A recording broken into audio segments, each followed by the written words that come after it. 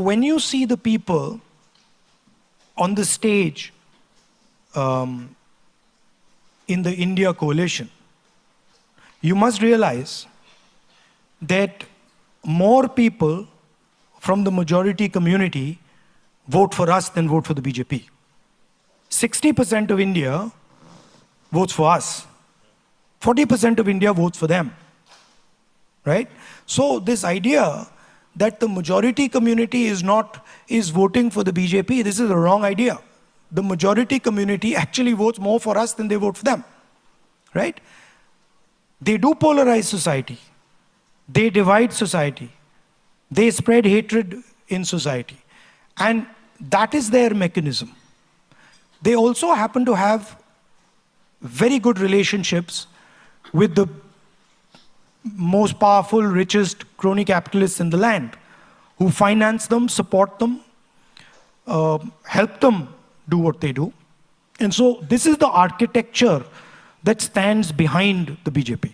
The idea that Mr. Narendra Modi is orchestrating this thing is a gross simplification.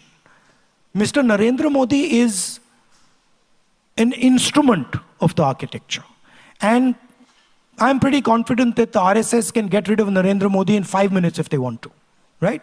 It is a structure that is doing this.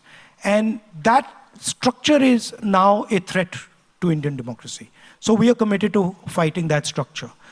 What are the broader elements?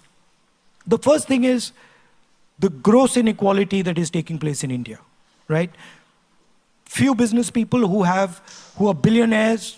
The third richest person on the planet was Indian, and 90% of India going back into poverty, right? So that's the first thing.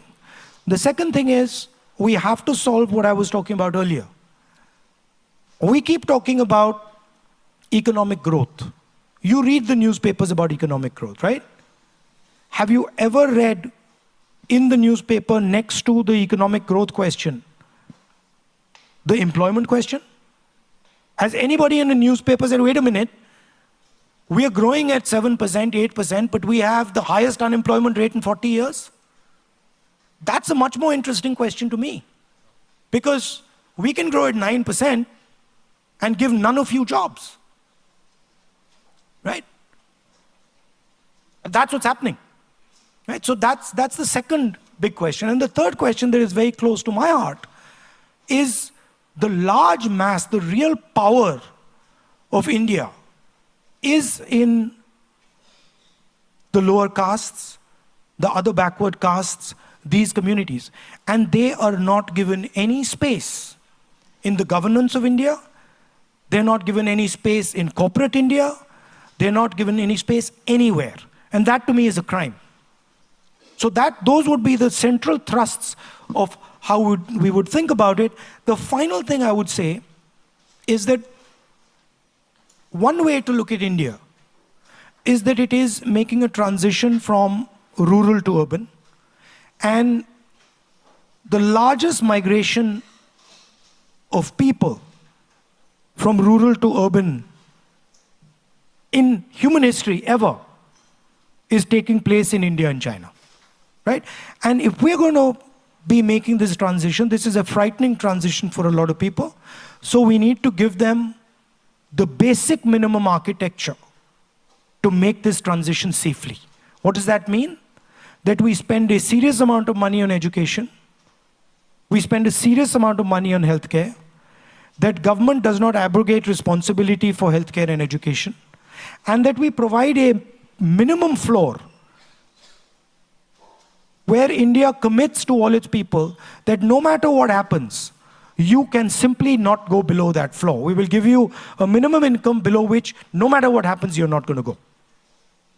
But, when I talk to students, especially the Indian students here, and the students who are not from India, the injustice that the caste system in India does, the pain and trauma that the caste system in India causes is beyond anything I know anywhere else in the world. And so I see my politics as challenging the idea that there should be this caste order in India, that there should be this permanent hierarchy in India, and that some people, should have access to all the institutions, all the structures, and other people should just live a life of poverty and misery. So this would be the framework that the Indian coalition would be talking about and thinking about.